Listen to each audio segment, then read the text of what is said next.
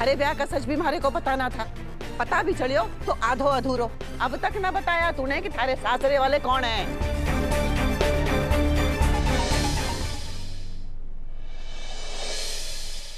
काई छोरी, ढाई मन को मुंह क्यों सुझा के रखे हो? दादी साहब, आज अपने दिव्या मैडम के साथ जो किया वो सही ना किया। सालों पहले जो कुछ भी हुआ उसमें दिव्या मैडम की क्या गलती है?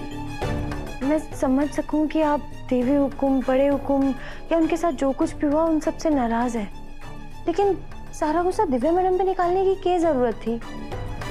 दिव्या मैडम हर तरह से एक अच्छी पत्नी, अच्छी बेटी, अच्छी बहू है। अच्छा, तो तू अब दुश्मनों का पक्ष लेवेगी है? थारी भी जरूरत नहीं है, निकल हमारे कमरे से। इस शहर में हमारा न पहले कोई था, न अब है, न आगे कोई होगा।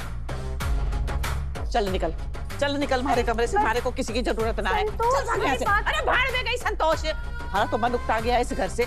एक मिनट ना रुकने वाली मैं अब इस घर में। संतोष, कल सुबह तक का इंतजार ना होगा हमारे से। छोड़ो, तुम कहीं नहीं जाओगी। मैं जाऊंगी, आज ही अपने रणकपुर जाऊंगी। मुझसे ना रुका जाएगा। तू निकल हमारे कमरे से। अरे तू निकल हमारे कमरे से, चल। आज ही जाऊंगी मैं, देख लेना।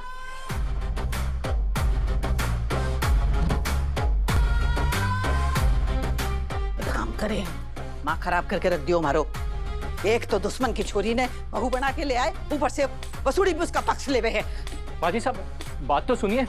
माँ जी साहब, सालों पहले हुई घटना की सजा बेचारी दिव्या को देना सही है क्या? और माँ जी साहब, इस तरह से कोई अपने बेटे का घर छोड़कर जावे? अरे तो यह बात तो उस छोरी ने बहू बनाने से पहले सोचनी चाहिए थी ना। थारे उस दोस्त सूर्या ने थारा ब्याह चंद्रिका से करा दिया। थारे को न थारी बींदनी पसंद, न उसका दोस्त पसंद, न उसकी छोरी पसंद। और मैं अच्छी तरह से जानू हूँ कि थारी बींदनी ने दुश्मन की छोरी से अपने बेटे की शादी क्यों करवाई। इसलिए कि पूरे बिरादरी में हमारी नाक कट जावे। माँ जी साहब, अब इस घर में मैं एक मिनट ना रुकने वाली। मैं तो चली। माँ जी साहब। अरे संतोष, रुको रुको रुको, बिना हमारे पूरी बात सुने अपना सामान बांधकर निकलने लगे ना तुम। अरे चलो, हमारी बात सुनो, आओ इधर। कहीं है?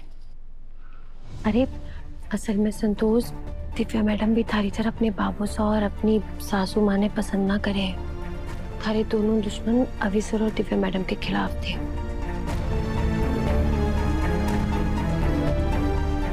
इसीलिए दिव्या मैडम के मन में भी थारी तरह बहुत गहरा घाव है।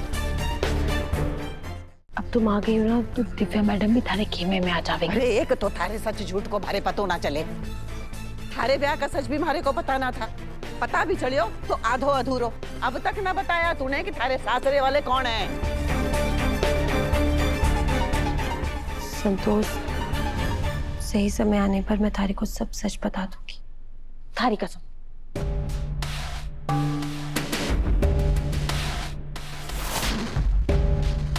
हाँ तो ठीक है, जब सही समय आ जाएगा तब मैं आ जाऊंगी वापस रणकपुर से।